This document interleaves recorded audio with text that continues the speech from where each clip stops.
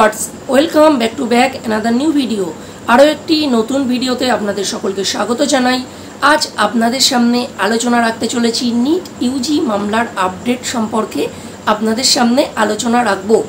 আপনারা সকলেই জানেন যে এই নিট ইউজি পরীক্ষা হলো মেডিকেল সর্বভারতীয় প্রবেশিকা পরীক্ষা।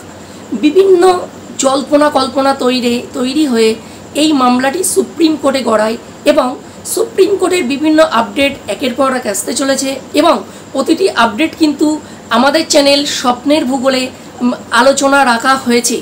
আজকে আলোচনা রাখব প্রশ্ন ফাঁস মামলায় সুপ্রিম কোর্টের প্রধান বিচারপতির ডিভিশন বেঞ্চ DY চন্দ্রচূড় এই মামলার শুনানি স্থগিত করলো। আজকে আলোচনার বিষয় থাকবে কেন স্থগিত করা হলো।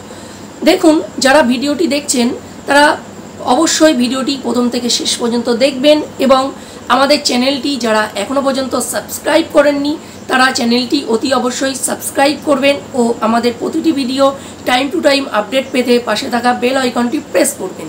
দেখুন, এখানে একটি প্রশ্নের দুটি সম্ভাব্য উত্তর তৈরি হয়, সেখান থেকেই কিন্তু এই জায়গাটি তৈরি হয়। দেখুন, একটি প্রশ্নের দুটি সম্ভাব্য উত্তর এবং যে সকল ক্যান্ডিডেট এই প্রশ্নের উত্তর দিয়েছে তাদেরকে দেয়া হয়েছে 4 মার্কস, আর যে সকল ক্যান্ডিডেট বা স্টুডেন্ট যারা এই প্রশ্নের উত্তর দেয়নি ভুল ভেবে তাদেরকে দেয়া হয়েছে 0 মার্কস। এখান থেকে কিন্তু নম্বরের পার্থক্য তৈরি হয়, আর এই নম্বরের পার্থক্য থেকেই তৈরি হয় মেরিট লিস্টের পার্থক্য। সেখান থেকেই কিন্তু প্রধানমন্ত্রীর এই সুপ্রিম কোর্টের প্রধান বিচারপতির ডিভিশন বেঞ্চ এটিকে মামলার শুনানি স্থগিত ঘোষণা করে এবং আরও একটি রায়দান দেওয়া হয় যে দিল্লির IIT একটি 3 সদস্যের বেঞ্চ গঠন করে দেয়। তাদের যে পরবর্তীতে তাদের যে সিদ্ধান্ত আসবে, যে সঠিক প্রশ্নের উত্তর তারা ঠিক করবে, তার উপরেই ভিত্তি করে পরবর্তী শুনানি আবার অনুষ্ঠিত হবে। এটি ছিল গতকালের আপডেট। আজ আপনাদের সামনে আলোচনা রাখলাম। এর পরবর্তীতে আরও যদি কোনো আপডেট আসে সেটি সবার আগে আপনাদের কাছে নিয়ে আসব।